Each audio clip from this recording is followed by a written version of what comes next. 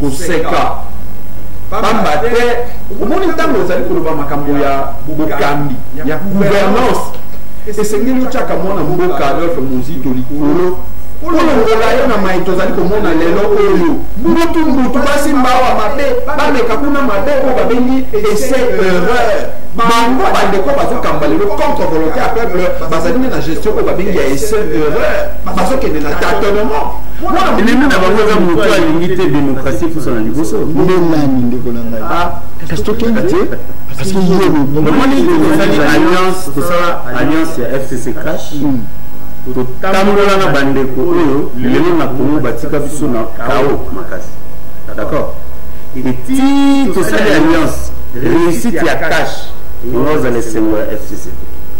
Mentalité congolaise nini Tshisekedi alobi na Monombo, c'est une mentalité oyo bato bakoma kokanisa yekenga na ye kwa comprendre akofongola na trésor public même huissier ya l'État. Pour ça que c'est il faut que ça exemple à Monombo na fait nyonso oyo soupçonné ya mabe et là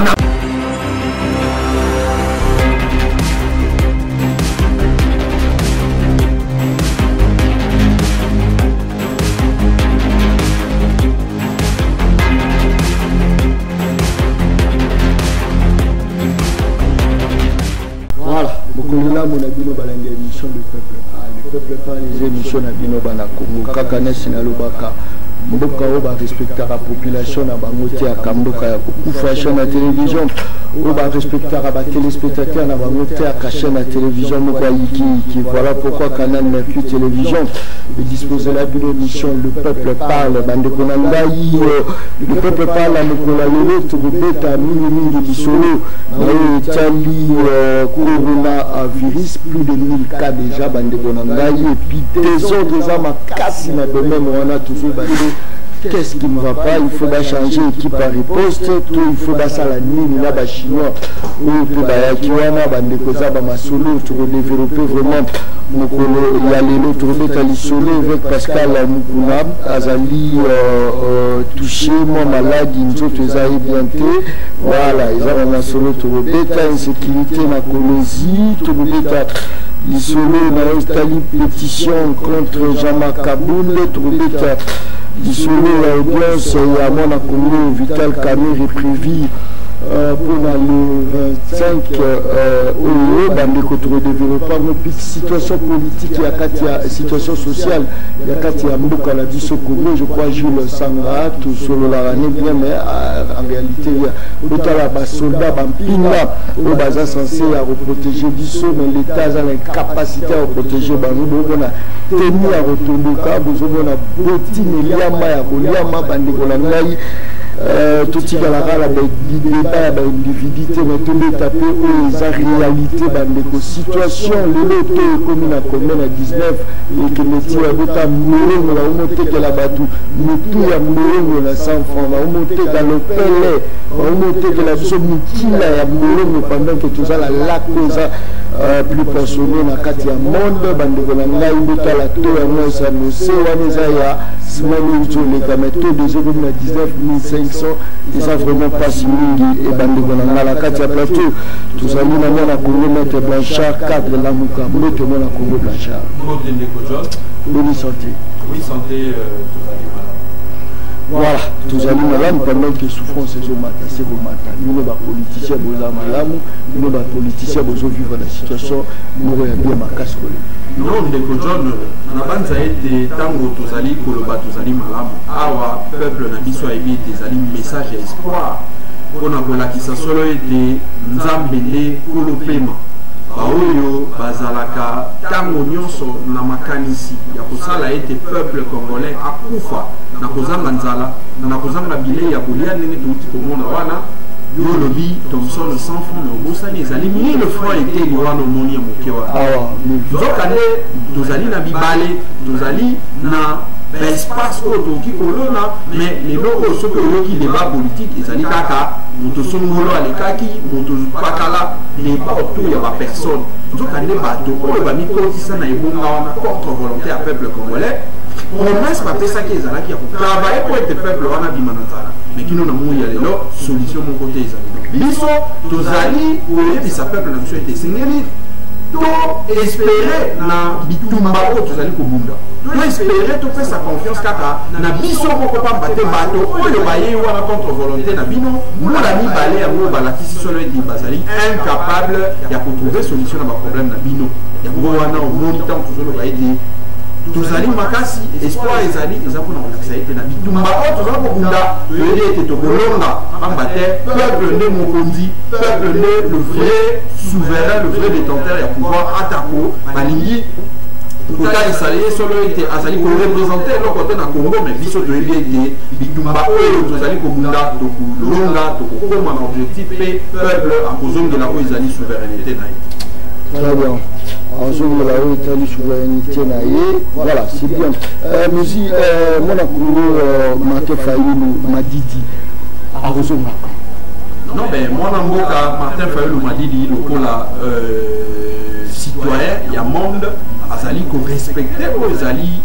ba mesure il y a distanciation oyo organisation mondiale de la santé ici de la province parce que moni ndeko John et sengeli to le bango na masekite coronavirus oyo azali pandémie oyo e frappé mokili mobimba et pas oyo nyonso tout ndeko zoma ki pona botosi ya ba compatriote na yo na banza ete mwana mboka Martin Fayoulou akokaki te ko ba ete dans un jet privé na kende na ko mona kisasa pona ko la kisa ete ngai nazali na capacité ya kotambola. Non, il fallait que ça ait été. Dès que les Congolais n'y ont surtout, dès que les citoyens du monde n'y ont surtout, se confiner, on a pour ça a été, pour arrêter la pandémie, on a un coronavirus, on a beaucoup Martin Fayoulou, à Sali, citoyen comme tout autre citoyen, et on a beaucoup Adolphe Mouzito, la famille qu'on a posé là, mon organisation mondiale de la santé a signé dans ça comme mesure, et pour les capots et les bails, qui tapent pour continuer, mais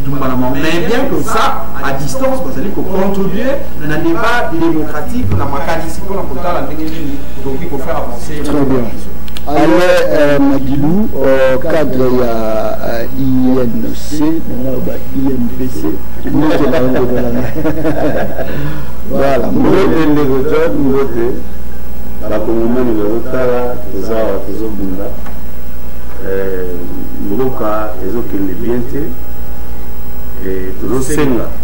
Peuple congolais tout comprendre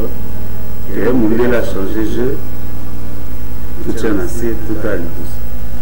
Beaucoup de gens qui demandent,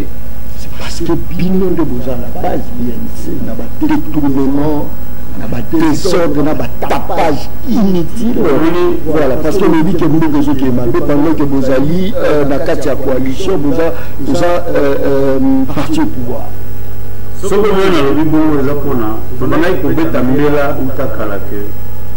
les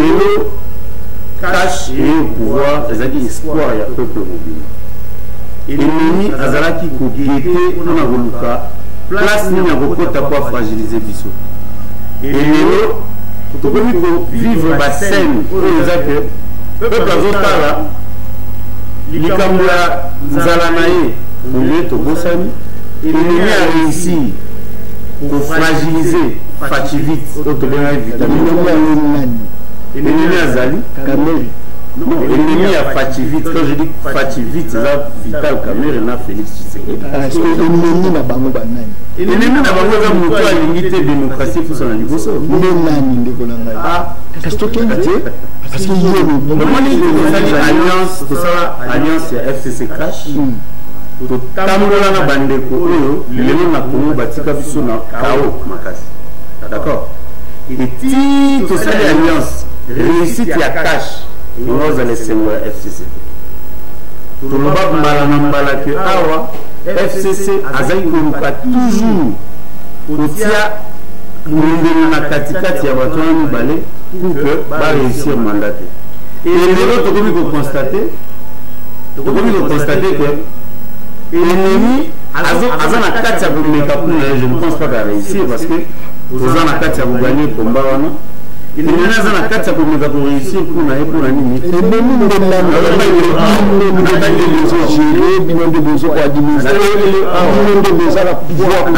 awa tosangana na bandeko ya FCC na l'ennemi de FCC. Est-ce que vous avez FCC banda kalozo kate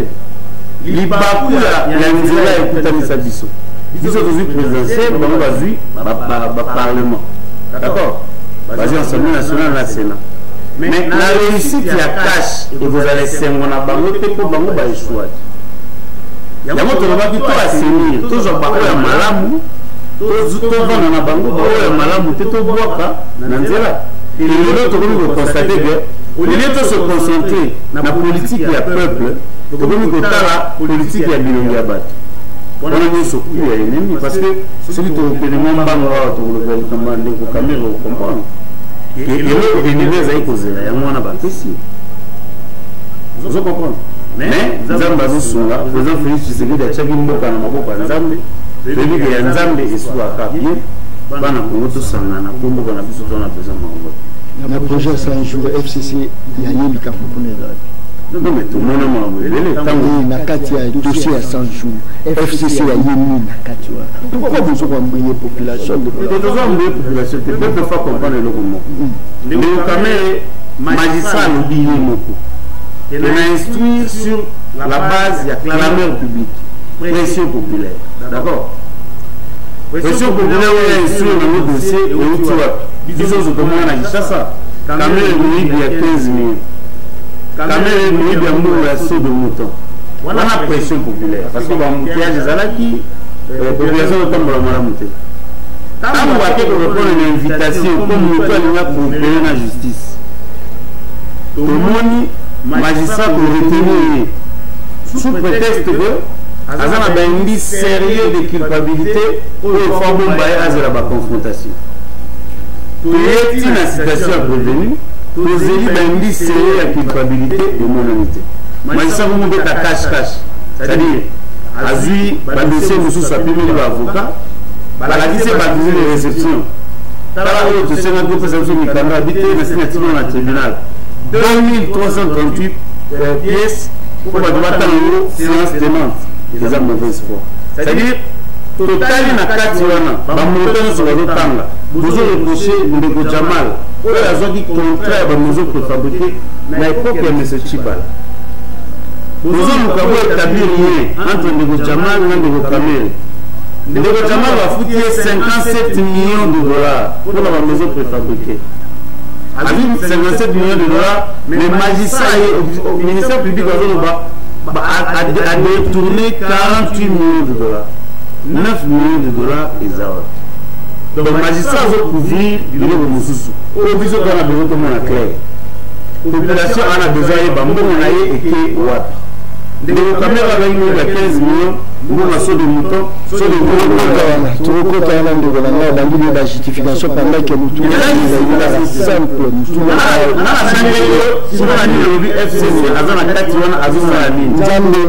Nzamba sunga yo parce que tu as na la kata plateau. Voilà comment bien banza mbote na yo. Moté, bonne santé. Santé mo malamu na psychologiquement affecté pour le maramba corona oyo banga mais ça va quand même. Très bien. Voilà, parce que c'est là où on a bien dans quatre pouvoir. Les logos de douane équita, parce que les douanes nous ont créé problème. Parce que il faut pouvoir en sécurité aussi là. Parce que le pouvoir régir les ordres de Samakani Silaye, à nous servir, mener la bien, bino pouvoir, pouvoir et le mal et le bon. Mais nous aussi là, nous sommes totalement impunité, nous sommes sous ma casse et mati, nous avons quitté nous là, nous avons battu nous avons rapidement parce que l'essentiel nous allons de la population après de recours parce qu'on a des débats à battu qui après tout aussi le secteur rebellé, aussi l'électricité, aussi sécurité, aussi les douanes, aussi les bureaux rebellés. Bilo pour un an aussi na kata mboka na biso za priorité. Yani loko moko to ko tika au hasard. Et quand nous sommes arrivés au pouvoir, il fallait nécessairement na muto atali histoire à IDPS à comprendre place où il fallait tout banner. Na 80 pour comme lettre à 52 pages pour tout ça la diagnostic à Congo donc baki très bien na kata mokanda wana 52 pages à 13 parlementaires la crise congolaise est à caractère politique et crise wana caractère politique na kati ya document wana tobeta lisolo mental argentin oyo babongisaki apo asala na komba banque mondiale na banque na biso eye mpe na suka ya misala na ye asukaki na kokwela na conclusion moko na biso libe test na diagnostic na biso ya 52 pages que le problème congolais c'est une crise à caractère politique et Mobutu aussi a reconnu que la crise congolaise est à caractère politique et biso UDPS ayant compris il y a un cheval de bataille na biso tout au long ya combat na biso ezalaki état de droit na moment quand Tshisekedi ya Kombo Tshisekedi de réseau moi na conférence nationale na ba programme politique na eto ba connaître le kola le kamia mboka ya gouvernement premier ministre amonaki boye programme politique na Kombo na changement de mentalité axe principal ya programme politique na et la justice et on a combat justice kwa bomisa ba prison kwa matisa le ya magistrat et puis atala le nini impunité qui sous forme de consacré sous forme de loi dans notre pays et si là et Ndeko Tshisekedi Félix tango pe aye na Béatrice abeti lisolo ya l'homme congolais et na kobeta lisolo ya l'homme congolais alakisaki mpe axe ya mentalité abetaki mpe lisolo ya justice état de droit oyo tohérité lokola cheval de bataille na biso eza place oyo tobandeleli et place oyo tobandeleli sois certain obandi wapi ndeko na ngai nakobeta lisolo ya zalaki biso état de droit oyo cheval de bataille na biso okondi obandi wapi zala objectif PKI état de droit oyo eza cheval de bataille na biso mentalité l'homme oyo ndeko Tshisekedi alobaki na Béatrice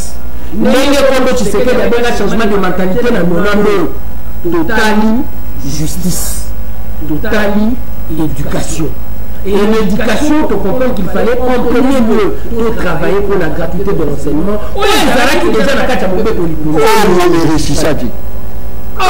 la gratuité de l'enseignement encore réussir te encore isubi mobeta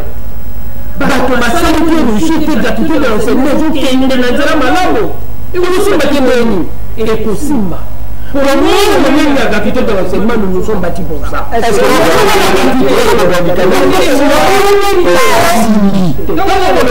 ekosimba batalaka option politique na suka ya mbula naona kiso déjà keza na nzela ya malamu na suka ya mbula sikoyo nana na kati ya mission oyo tokobanire pour comprendre que esimbi lelo na koloba desimbi te kesimbi mpona tosilisi mbula te aye liboso batyawo yango na ye sikoyo olomona na gratuité de l'enseignement presque tobandeleli mpo 4,500,000 enfants bazali kotanga te lelo bazotanga bana wana bazotanga yebaka lobi c'est un avenir qu'on est en train de rassurer problème d'insécurité et qui diminue pour 4,500 âmes oyo balai bazala sans mosala bakozala intégrer la société ntango tosikoyo na ye na deuxième axe oyo eza justice nouveau bandi qui n'est pas membre de l'UDPS alobi awa na kati ya mboka oyo 15 à 20 milliards etumaka recette ya l'état chaque année au nom ya coulage ya recette 15 à 20 milliards déjà na biso tozala possibilité ya kokadripe yango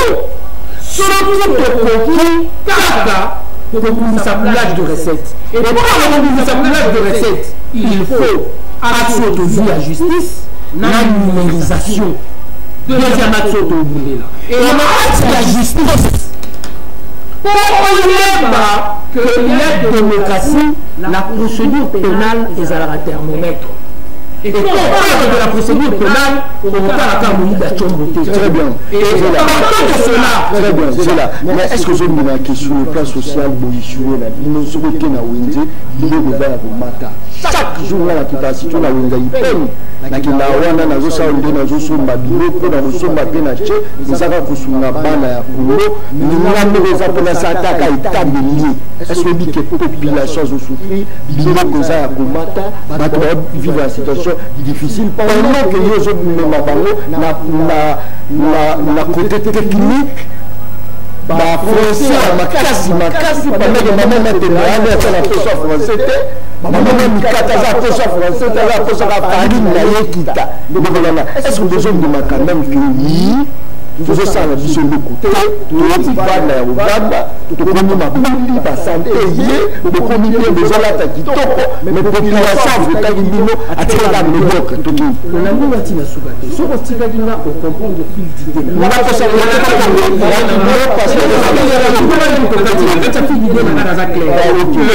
sur le cas social la famille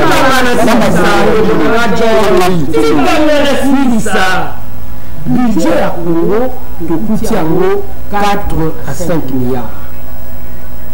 Mbongo oyo ebungaka na kombo ya coulage de recette eza 15 à 20 milliards. Dans l'époque ya Kabila yango wana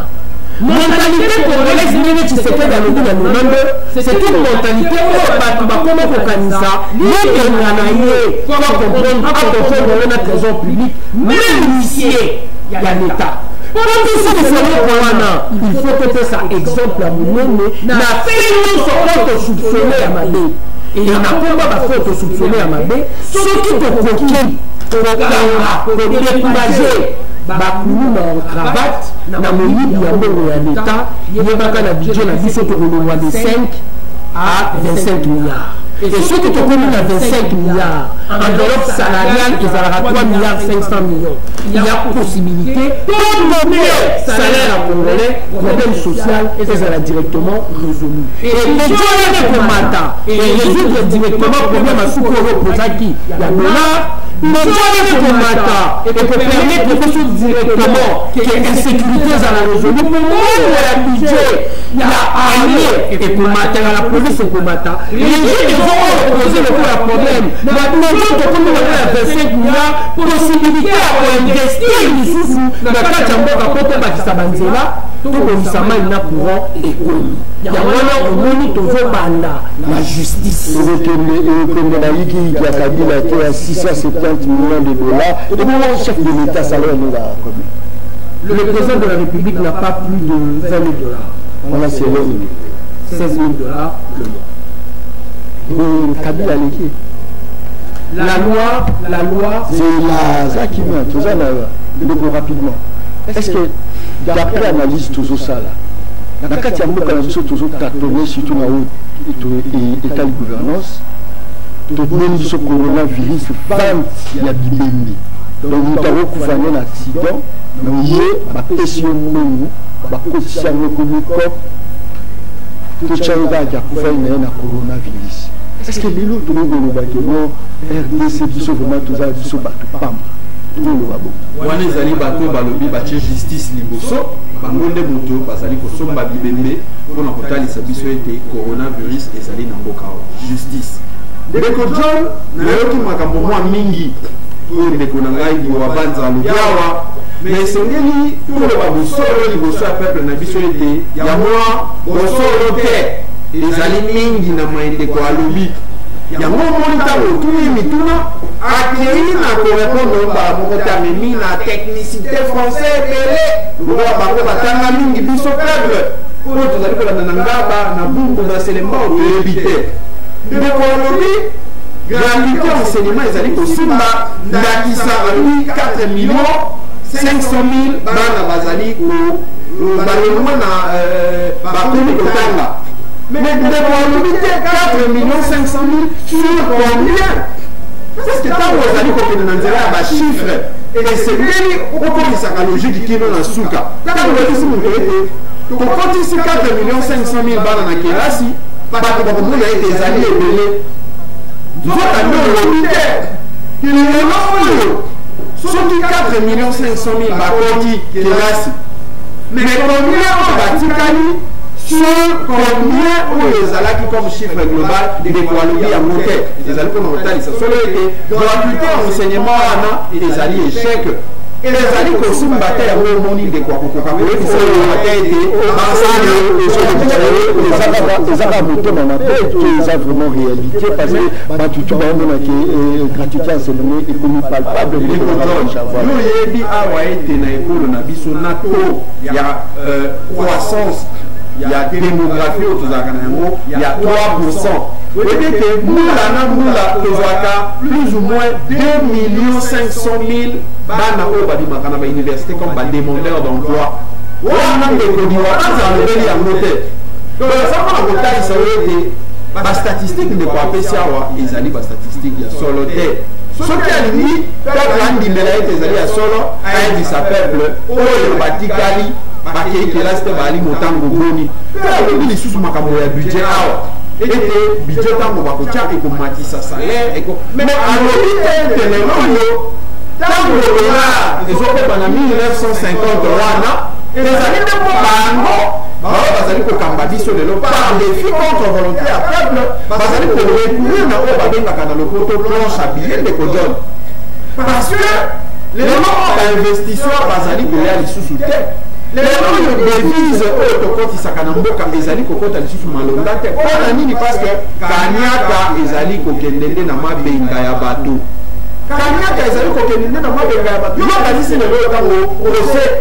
ezali mingi ote kolobana le 25 tokomona procès mais procès yango ezali nini ezali procès ya esengo te ezali procès nde ya soni ya moyibi ezali procès ya misolo ya peuple congolais yango moni bapartenaire nyonso balobi ekolo yango balobaki ete changement yei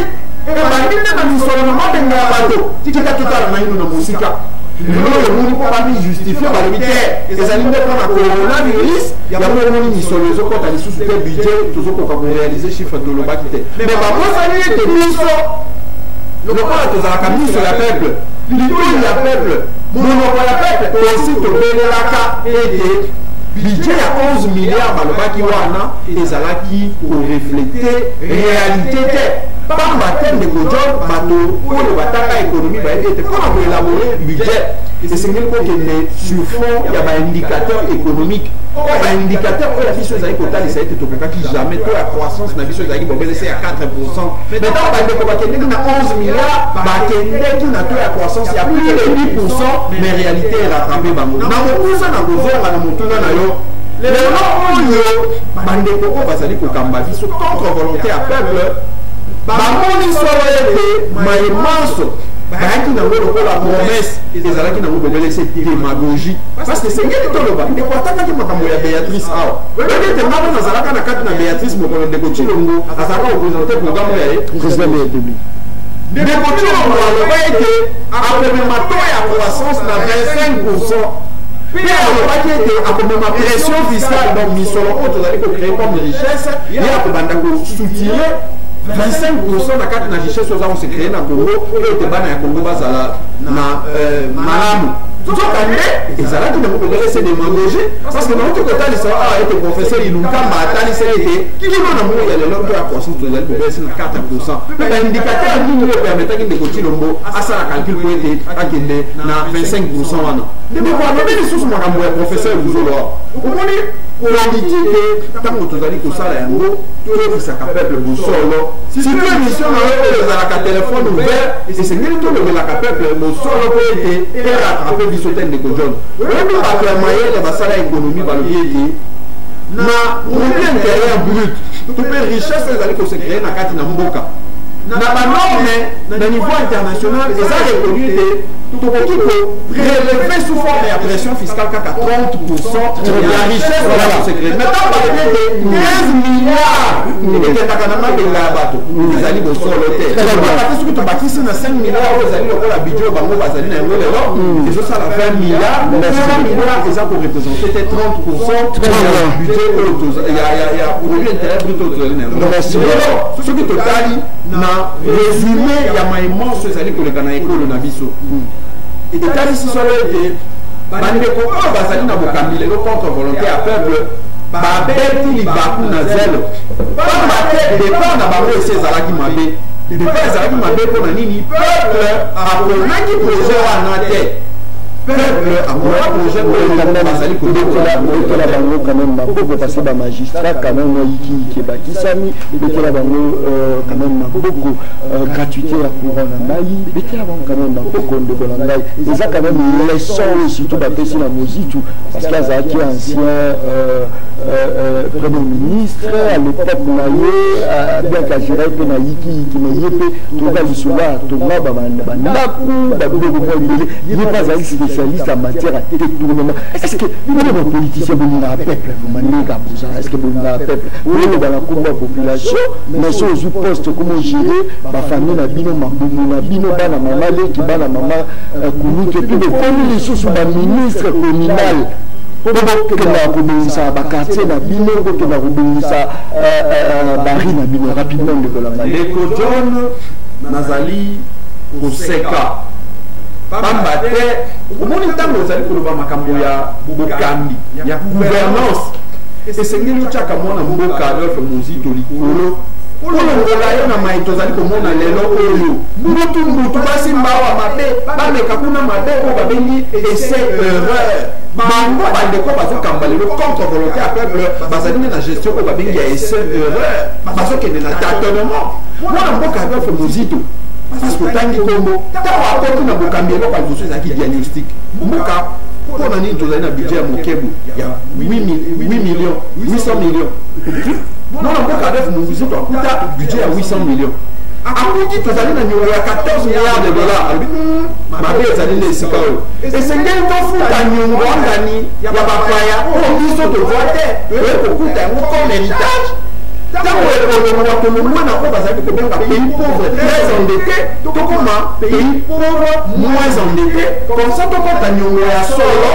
oyo ekokrea baentreprise oyo ekebana ya mboka bazwa misala mpe baentreprise esekrea c'est comme ça que mwana mboka Adolphe Muzito na bokambi oyo ya ye esalaki ete afuta plus ya 90% ya dette extérieure publique epai ya bandeko na biso bainstitution Bretton Woods mpe eloko oyo esalamaka te na mokili ndeko John alors que bandeko wana baexijaka rigueur baexijaka oyo babengaka gestion oyo ezala makasi bosere ceinture ndeko Adolphe Muzito na periode na ye afuna bamagistrat adubla nombre ya bamagistrat mpe adubla basalaire na bango afuna arecruta bamédecin adubla nombre ya salaire na bango azwi baprofesseur d'université adubla salaire na bango mpe atriple nombre na bango mpe au même moment eloko etika kosala na mokili te yango en travaillant au même moment na institution ya Bretton Woods mpe na bandeko na biso bachinois esalama te na mokili eza mpona koloba ete en matière ya gouvernance kotanga ndeko ya Adolphe Muzito te parce que akutaki budget na 800 millions ye aquadruple yango atika yango na 3 milliards 600 millions na biso oyo baprécéda na bao baya avant ye moto moko te en terme ya bastatistique bachiffre asala oyo ye asali mais mpona kosukisa olobi awa ete bandako omoni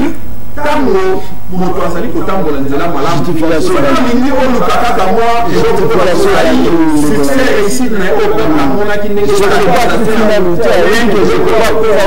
akoyebisa yo ete ndeko Adolphe Muzito astabiliza cadre macroéconomique mpe astabilizaki taux de change lelo etala déjà tozokende na 1950 likolo ya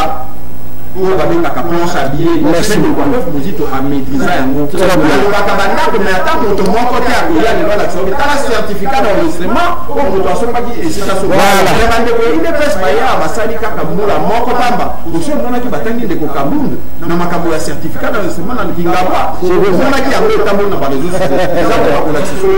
wana ezali baotana débatbatalisa biso kosala mpona intérêt rapidement, à l'époque de Joseph Kabila, budget à 4 milliards de total au monde, place mon côté au matine les omata, dollar matine les omata, mais bien le budget à 10 milliards, le bureau des omata, le roi du Kamoussou, le Golangaï. Alors, il faut que nous nous justifier, on s'est badali alimentaire, et ça nous, le Golangaï, nous sommes primés, les Arabes du Boumou d'abord, tout est une Merci Ndeko. Au moni, na volobele moko babarasi dans les chocs d'idées que j'ai eu la lumière. Ndeko na moi autour le bas. Tout le peuple a bimisa biso le quoi toujours se justifier. On est tout ça discours à campagne. Il y a un moment de vos caméras na procès na lobaki. Il fallait pas que le président de la République a quand Maboko. Il fallait tout banda pour que le peuple a senti l'impact il y a arrivé dans ce pouvoir. Peut-être nous répondre directement, mais il faut que le peuple a comprendre. La Bande n'a pas changé le jeu. Tu peux pas comprendre. Congo toza pays ya espoir ya 30 ans na monde bakontaka na biso même mpe mboka mokili respire fo banzete na biso. Alors mondela kolinga te biso tozala na stabilité na mboka oyo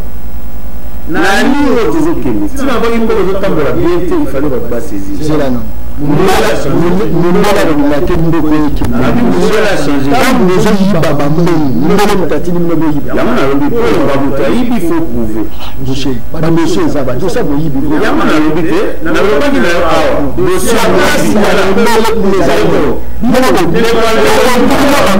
ndeko albert yu mazal aza mbele te yango nalobi kasi tokendeko na ngai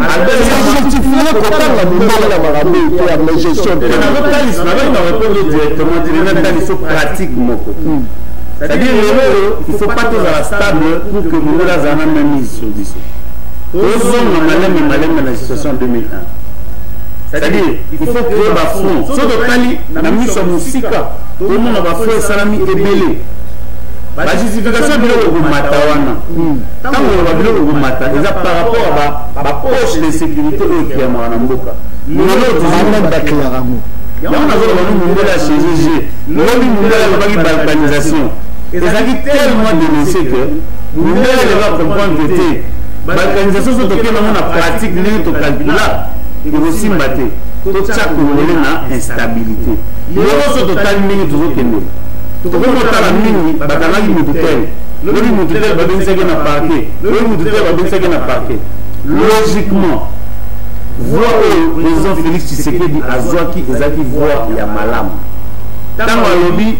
naza président de la république ya bakongole nyonso tosangani na FCC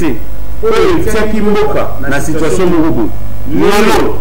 lobi na 2023 ntango kasha koya kojustifie devant peuple tokoloba teke tala place tokutaki mboka tala place oyo kotika yango toboyi justification yango tosenga appel na bakongole tocomprendre ke mboka ezokende na danger il faut tosangana ndenge mokonzi ya mboka alingaki tozwa baeffort tosangisa tokende liboso parce que danger eza ya koya tozomona lelo biloko komata nazosenga bato nyonso toluka voix de la sagesse. Voix de la sagesse il vous permettre biso na peuple na 2023 toya koyebisa peuple que voilà omoni meuble ezalaki 2 niveaux tokomisi yango 5 niveaux suite ya volonté politique oyo ndako ezalaki 3 chambres okomi 6 chambres volonté politique lolongo eloko fu tosala yango wana tolongwa na stade ya kotala bilongi ya bato totala avenir ya peuple nde objectif ngai tosenga biso UNC tolobi tosangana toconjugue baeffort pour que toréussir mandat na biso oyo peuple azelaki na lokola soif ya mai ngai alobaka ntango kasi na pouvoir ezalaki lokola moto alaki na ntango ya FCC na pouvoir moto alaki na auti mosala 18 heures aleloko eleka minima yalali mais ntango kasi na pouvoir osante ke moto auti na mosala aza na sachet na ye avandi na nzala me biloko ezobela na moto kalata azolia c'est-à-dire tolongwa na distraction tikamema peuple ya distraction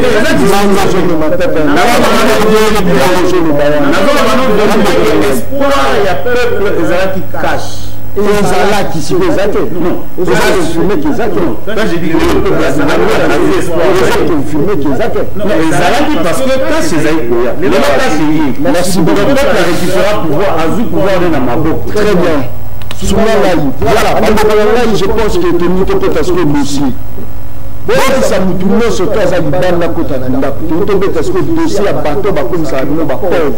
bakomisaka bino bapauvre ndenge nini na botetune bambongo bino boparticipaka na bataxe na baimpo na babilo mosusu tokolobaka ke bazodetourne bambongo biloko na bino elingi koloba ke no ntango ekena osomba chemise okutiango chaine olobena na kati kuna eloko ezali taxe moko boye tofutaka na facture ya semaine omona éclairage public eza place wana pendant que tokonsomaka yango te eza escroquerie ndeko ya banza avant nafungola siko telefone tosola na population na répété na mutuko na tuna ndeko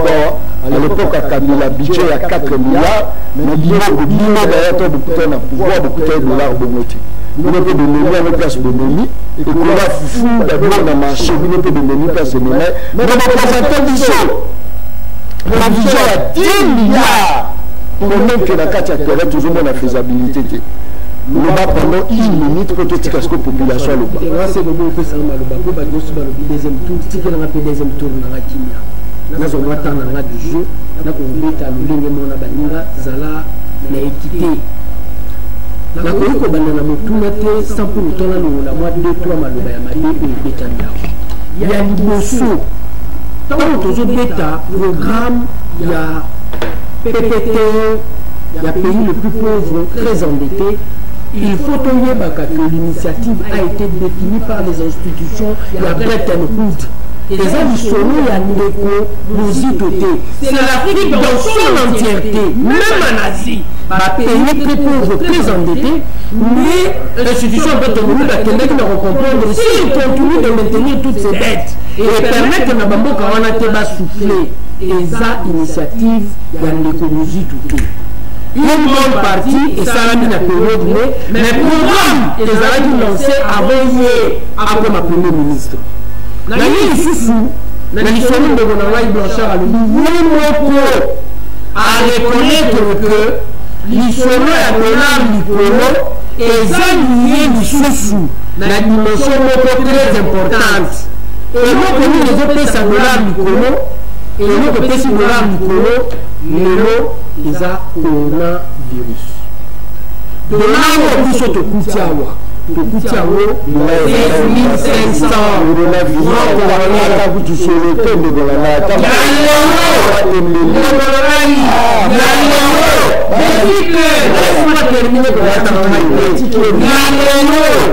le ralentissement économique eza monde entier. De dépréciation de monnaie, et ça va pratiquement le monde entier parce que le monde ne produit pas. Production dans le monde entier est là à cause de la corona. Et nous remarquons notre pays, l'ennemi des confinements, même ceux qui solution corona, n'a rien présenté. Pour l'ennemi, sur le plan économique, il y a un problème réel. Et partant de ce problème économique, j'estime que ce peut de confiner pour tout le produire. Pour la dimension corona, quand nous avons l'incidence et la difficulté économique, on le connaît avant de connaître.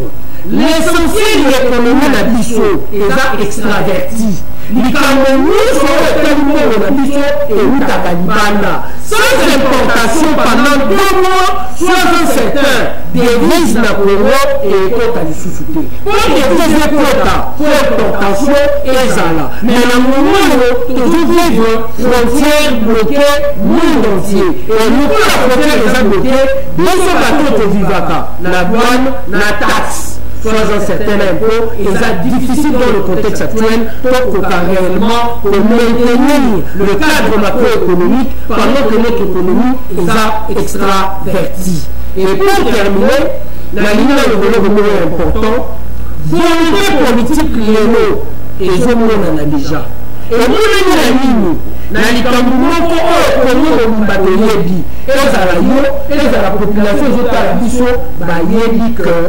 depuis 1960 jusqu'à ce jour, la plupart des hommes politiques au sommet de l'État baillent l'État. Et pour la première fois, entreprises, partout, interpellés par la justice, pour les que interférence politique, la décision sur les détournements,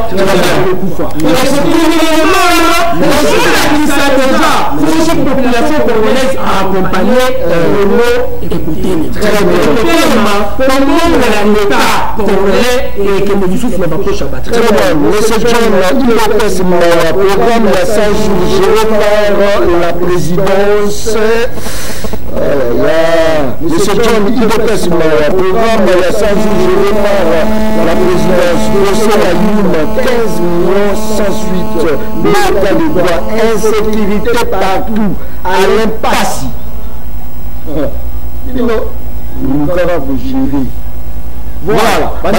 ça la bonne statistique, s'il vous plaît. Il y a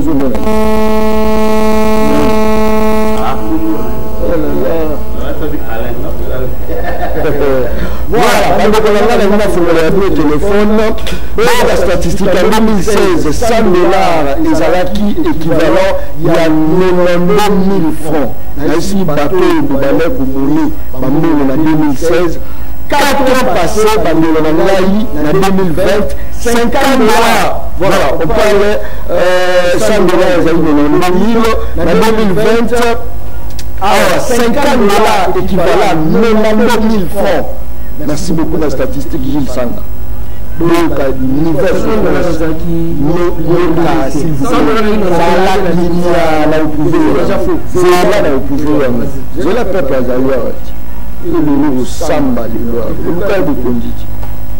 voilà. Tout parce que pour la vitale famille,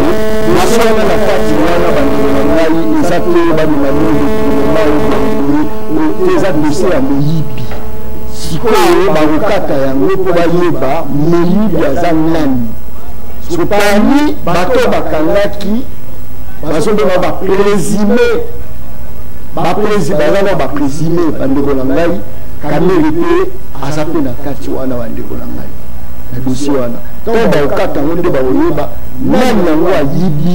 yeye ya peuple Moyibi. Ndeko rapidement de chaque année est-ce que ça dossier politique, est-ce que ça lit pour bannier, que ça justice ça ça na ngo to zani tout qui rapidement ndeko ya liboso na linga zo 2 secondes na mwana wa banza awa parce que pour la ndima bandeko o ba uti benga population la tissé était azali na kanda na situation sociale na ndenge bandeko bazali ko kamba contre volonté et peuple bazali ko trouver solution te ndeko ya lwa voilà